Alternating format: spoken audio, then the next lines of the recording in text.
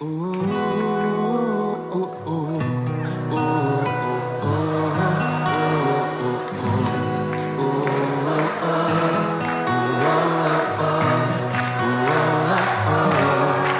sur celui-là, on se lâche.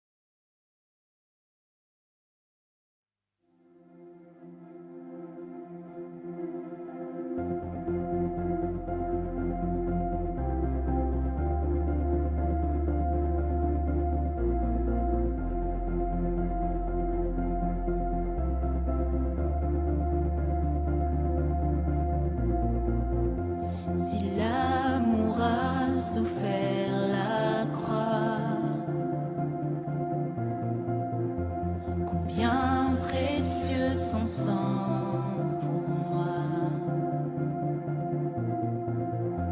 La beauté des cieux vêtue de ma honte. Cet amour parfait mort à ma place. Ses plaies témoignent de son amour. Quelle joie voyait-il mourant pour moi. Pour gagner mon cœur, il s'est offert. Si merveilleux, si glorieux, mon sauveur règne victorieux, brisant mes chaînes, il prit ma place, m'offrant la vie de grâce en grâce.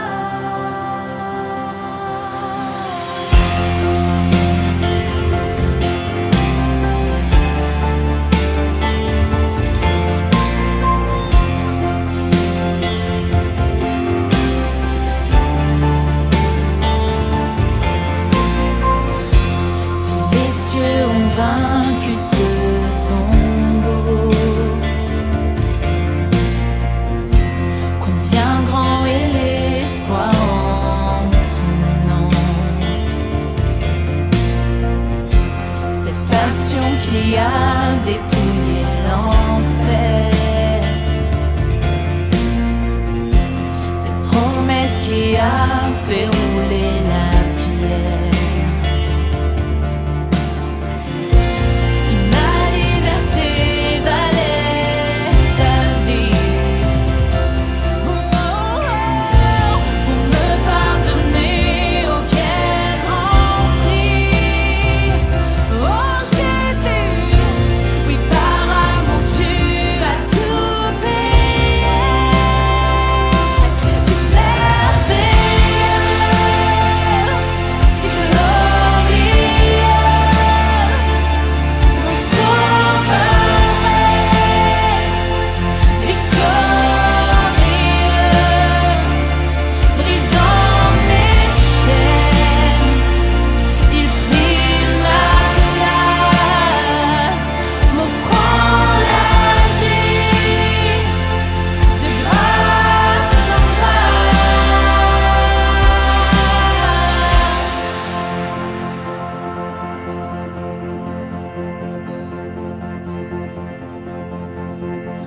C'est par la croix que je suis libre, et c'est par ta mort que j'ai la vie.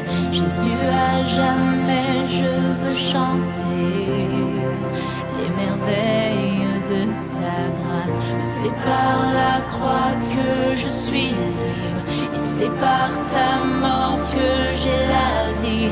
Jésus, à jamais je veux chanter les merveilles de ta grâce. Oui, c'est par la croix que je suis libre, et c'est par ta mort que j'ai la vie. Jésus, à jamais je veux chanter les merveilles de ta grâce. Oui, c'est par la croix que je suis libre, et c'est par ta mort que j'ai la vie. Jésus, à jamais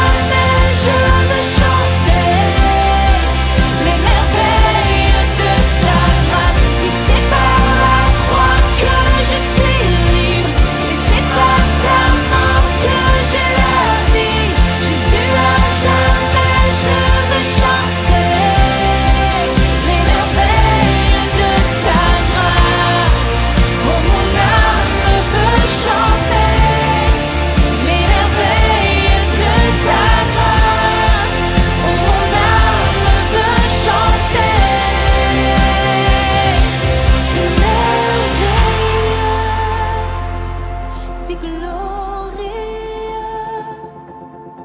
mon sauveur règne victorieux, brisant mes chaînes, il prit ma place, m'offrant la vie de grâce en grâce.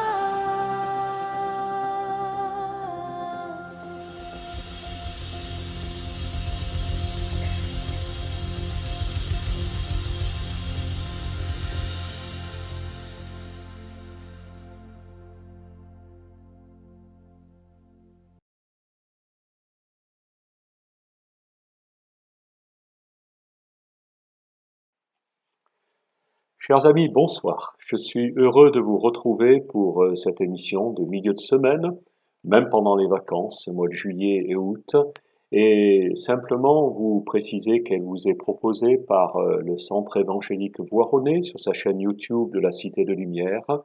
Et bien sûr, vous pouvez toujours, même pendant ces temps de vacances, nous retrouver en présentiel le dimanche matin, chaque dimanche à 9h30, pour un culte au 46 rue du Faubourg Sermoran, et vous serez les bienvenus pour chacun de ces cultes. Je précise simplement que nous supprimerons un culte pendant cette période estivale, qui sera le culte du week-end du 15 août. Eh bien, ce soir, j'ai repensé à ce que nous avions partagé il y a quelques semaines, peut-être en avez-vous été auditeur, mais peu importe. Nous pensions, le titre de cette émission s'appelait « Amener Jésus avec nous pendant les vacances » ou alors « N'oubliez pas Jésus », je n'ai pas tout à fait le titre en tête. Et l'important est bien entendu de ce que je vous ai présenté comme étant important, ce que j'estime important. Peut-être le voyez-vous différemment, mais c'est pendant chaque jour de votre vie, chaque jour a fortiori de vos vacances, eh bien, n'oubliez pas que Jésus doit être celui qui est associé à votre vie, que vous pouvez le prier, que vous pouvez vous adresser à lui, que vous pouvez entretenir une véritable conversation avec lui et ne pas l'oublier même pendant vos vacances. Peut-être allez-vous dire, oui, mais je ne le vois pas, je ne le touche pas. Mais sachez qu'il y a bien d'autres circonstances où vous ne voyez pas votre interlocuteur. Il peut y avoir le téléphone. À ce moment-là, quels sont les sens qui fonctionnent à ce moment-là? Certainement pas la vue, certainement pas l'odorat, certainement pas le toucher, ça en fait déjà 3 de moins. Et si vous enlevez encore la vue, eh bien, lorsque c'est un téléphone tout simple, eh bien, vous apercevez qu'il y a simplement l'appareil vocal qui fonctionne. Lorsque vous regardez une émission sur Internet ou à la télé, eh bien, peu de choses fonctionnent de vos 5 sens. Mais ça n'empêche pas que la communication est établie. Et qu'elle peut être à sens unique. Lorsque vous visionnez, lorsque vous me regardez, bien entendu, c'est un peu à sens unique. Mais si je vous téléphonais, à ce moment-là, on établirait un double sens. Ça serait différent. Et tout ça pour vous faire percevoir que il n'est pas obligatoirement nécessaire d'avoir une personne en chair et en os, bien que ce soit, je le souligne, bien préférable, pour pouvoir entretenir une conversation. Le style épistolaire, la lettre, existe également. Et à ce moment-là, vous avez très peu de choses. Il reste peut-être le parfum de la personne qui peut rester imprégné sur le papier. C'était très très important également. Mais vous n'avez pas la vue, vous n'avez pas l'ouïe, et plusieurs de vos sens sont donc en sommeil, pendant que d'autres sont peut-être plus exacerbés. L'important est d'avoir le contact. Et il m'est venu la pensée d'un récit qui est plus qu'un récit, c'est un fait, pour moi un fait réel, qui se situe après que Jésus ait été amené captif ait été condamné à mort, ait été crucifié, soit resté plusieurs jours dans le sépulcre et ensuite soit ressuscité. Et la scène se déroule dans un lieu qui est connu, c'est le bord du lac de Tibériade. Et sur ce bord du lac de Tibériade, il nous est rapporté le récit suivant. Je le tire d'une édition un peu paraphrasée des évangiles, mais qui est très très facile à comprendre. Quelque temps plus tard, les disciples de Jésus étaient revenus en Galilée. Il y avait Pierre, Thomas, Nathanaël, Jacques et Jean, les fils de Zébédée, et deux autres disciples. Pierre décida pêcher, excuse-moi pour le lapsus, et les autres l'accompagnèrent. Mais au petit matin, ils rentrèrent bredouilles. Ils approchaient de la berge quand ils aperçurent une silhouette qui leur cria « Enfants, n'avez-vous rien pris ?» « Absolument rien. Jetez vos filets à droite, et vous trouverez. » Ils obtempérèrent, et les filets furent rapidement pleins, au point qu'ils eurent du mal à embarquer le poisson. C'est alors que Jean souffla à Pierre « C'est le Seigneur !» Pierre se jeta à l'eau pour le rejoindre. Sur la rive, il constata que le maître avait préparé un feu où grillaient des poissons et des pains. Jésus réclama d'autres poissons de la pêche, et Pierre retourna vers la barque qui accostait. « Venez tous manger, lança Jésus à ses disciples. » C'était la troisième fois qu'il se manifestait à eux depuis sa mort, et ils n'osaient toujours pas lui poser de questions. Après le repas, Jésus prit à part Pierre et lui demanda à 2 reprises. « Pierre, m'aimes-tu » ? « Oui, Seigneur, tu sais que je t'aime. » « Alors sois le pasteur de mes brebis. » Mais Jésus, pour la troisième fois, lui posa la même question, et Pierre, attristé, lui répondit « Seigneur, tu sais toutes choses. Tu sais que je suis ton ami. Prends soin de mon troupeau et suis-moi. » Là, il y avait le contact. Un contact établi entre un homme impétueux du nom de Pierre, pêcheur de son métier, et qui, quelque temps avant que Jésus ne soit amené, disons, dans ce jugement que l'on qualifiera de tout sauf de juste, Pierre s'était lui-même posé comme presque en sauveur du monde, en adressant à Jésus et à tous ceux qui étaient autour cette parole « Je te suivrai partout, en prison, à la mort. Partout où on t'amènera, je serai là. » Il s'était lamentablement étalé. Il n'avait pas pu passer le premier cap qui était de dire « Je connais Jésus ». Lorsqu'on l'avait interrogé, il avait tout de suite nié le connaître, tellement la crainte s'était emparée de lui. Et s'en était resté là. Pierre était dans le regret, on pourrait dire quasiment dans le remords. Il avait trahi son maître qui était en plus son ami, qui était en plus celui qui était son maître à penser, son professeur. Il y avait une relation qui s'était établie avec lui, mais il l'avait trahi. Et Jésus va venir à sa rencontre. La relation est tellement particulière que un seul de ces 7 hommes qui sont dans le bateau, petite embarcation, peut-être plusieurs embarcations d'ailleurs, eh bien, un seul reconnaît Jésus sur le rivage. Ils ne l'ont pas vu très très souvent depuis qu'il est ressuscité. Mais ce qui est certain, c'est que Jean, l'homme dont il est dit qu'il était le disciple que Jésus aimait, qui, pendant le dernier repas de la Pâque, avait incliné sa tête sur le cœur de Jésus.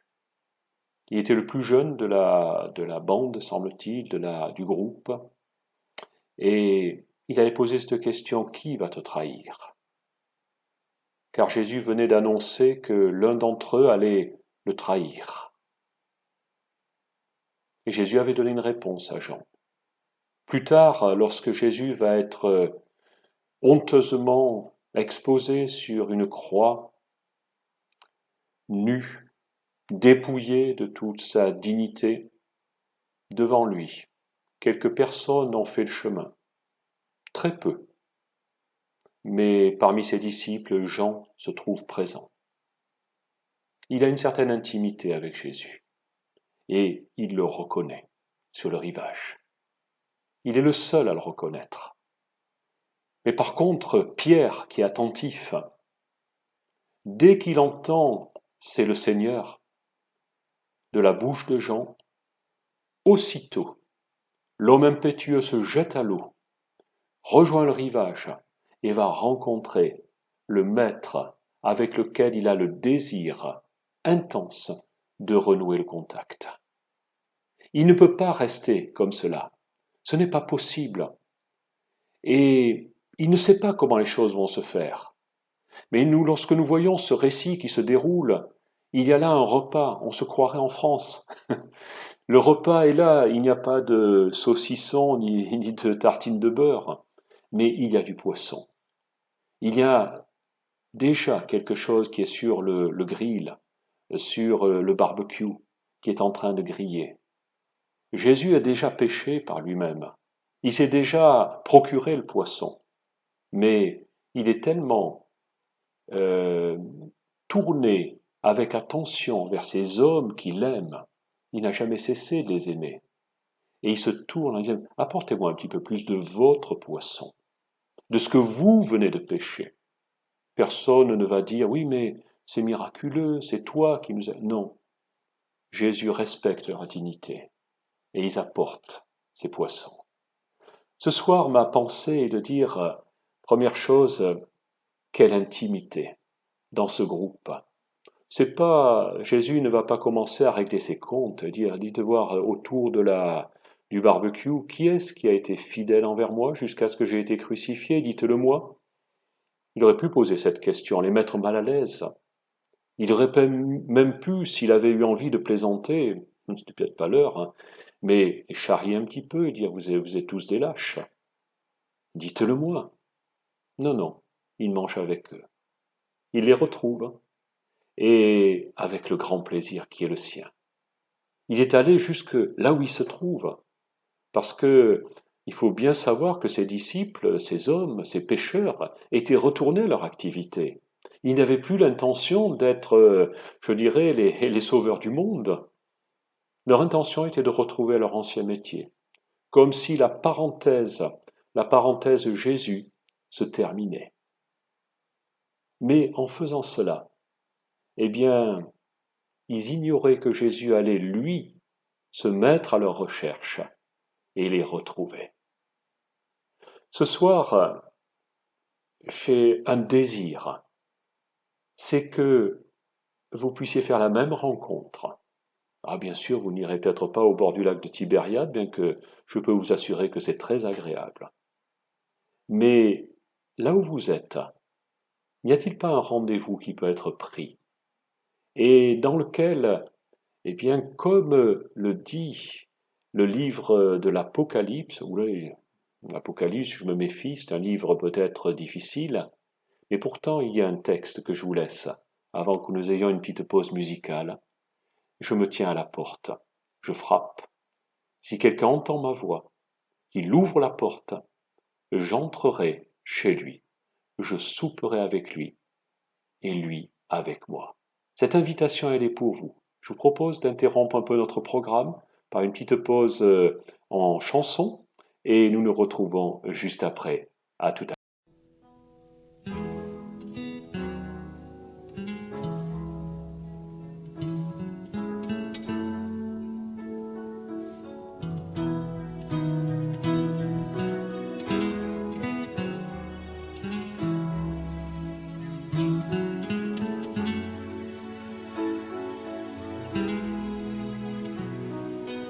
Purifie mon cœur, rends-moi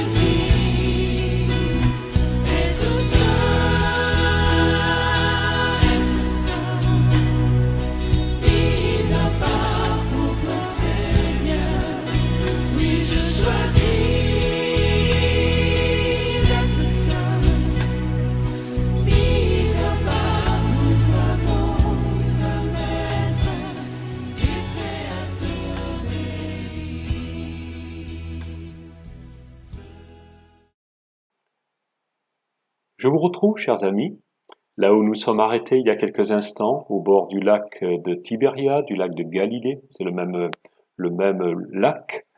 Et bien entendu, ce temps particulier, c'est un temps de communion et un temps de communication. Les deux sont présentes. Parmi les 7 disciples qui sont là, 6 vont dire assez peu de choses, sinon qu'ils vont vaquer à ce repas qui est là servi sur les braises. Mais le repas va se terminer et Jésus va se tourner vers celui qui est peut-être resté, peut-être silencieux. Je pense qu'il est ému par ce temps. Et à ce moment-là, Jésus se tourne vers Pierre, puisque c'est de lui dont il est question. Et il le prend, nous est-il dit, à l'écart. Il y a des moments dans la vie où nous avons besoin d'être à l'écart. Nous ne pouvons pas vivre notre vie à 100 à l'heure tout le temps. Que vous soyez quelqu'un de plus, disons, collectif ou de plus individualiste, vous avez besoin de moments où vous allez vous retirer seul. Et ce moment peut être également un moment où vous allez vous retirer, et je vous le conseille, dans l'intimité de la présence de Jésus. C'est le temps des vacances, mais c'est aussi le moment où vous pouvez réserver du temps individuellement. Vous allez dire, mais oui, mais quand ? Au fond de vous-même, n'y a-t-il pas ces moments où vous vous dites ça serait peut-être bien si j'avais un moment de ce qu'on appelle pompeusement un moment de dévotion, mais un moment que j'appellerais moi-même d'intimité. Un moment dont Jésus lui-même, dans son enseignement, va dire quand tu pries, entre dans ta chambre, ferme la porte, et là, prie ton Père qui est là, qui voit dans lui le secret. Et ton Père qui voit dans le secret te le rendra. Je vous invite pendant ce temps de vacances à avoir ces temps particuliers. Vous allez dire, oui, mais moi je ne suis pas religieux. Mais il n'est pas question de religion. Il est question d'intimité. N'avez-vous jamais prié ? Je me souviens que j'ai passé des examens dans ma vie. Des examens, non pas médicaux, bien que j'en ai passé aussi, des examens scolaires. Et très souvent, eh bien, avant ces examens scolaires, le jeune va se tourner vers les parents et dire « Papa, maman, pense à moi ». Qu'est-ce que ça veut dire « pense à moi » ? Ça commence de la même façon, ça veut dire « prie pour moi », ni plus ni moins. Parce que j'ai un peu la trouille. Je ne sais pas bien si je vais réussir. Et parfois, ces moments sont des moments privilégiés. Et puis après, lorsque l'on a terminé l'examen, eh bien, on a complètement oublié. C'est comme ce jeune homme qui cherchait une place, il cherchait une place de stationnement, il n'en trouvait pas. Je vous ai peut-être déjà raconté cette petite anecdote. Et il cherchait, impossible de trouver une place. Je pense que vous qui êtes automobiliste, vous l'avez certainement vécu plus d'une fois dans votre vie. Et, en désespoir de cause, le petit reste de piété qui était au fond de son cœur lui a fait adresser une prière, en disant, eh bien, Dieu, aide-moi à trouver une place. Et n'avait-il pas fini de prononcer ces quelques mots que, juste sous ses yeux, une place s'est libérée. Et il a terminé sa prière un peu inachevée en s'adressant à nouveau à Dieu, en lui disant, eh bien, ne cherche plus, je viens de trouver. Vous avez compris la leçon de cette histoire, et je vous en laisse goûter toute la saveur. Mais si nous nous retrouvons à nouveau au bord du lac, eh bien, Jésus va s'adresser à Pierre, et Pierre a peut-être pensé qu'il allait passer un mauvais quart d'heure. Mais pas du tout. Jésus va s'adresser à lui, et par 3 fois, 2 fois avec un certain verbe, et une 3e fois avec un verbe différent, je ne sais si nous aurons le temps d'en parler dans quelques instants, mais lui dire Pierre, est-ce que tu m'aimes plus que ne m'aiment tes compagnons? Et Pierre, toujours affirmatif, il avait peut-être du remords par rapport à sa trahison, disons-le, parce qu'on parle toujours de Judas qui l'a trahi, mais Pierre a également trahi sa parole. Et rassurez-moi, mais je pense que nous aurions tous fait la même chose. Il n'y avait pas que Pierre qui était en cause. Chacun d'entre nous, nous avons des époques de notre vie où nous n'avons pas tenu parole. Mais Pierre avait besoin d'être réhabilité.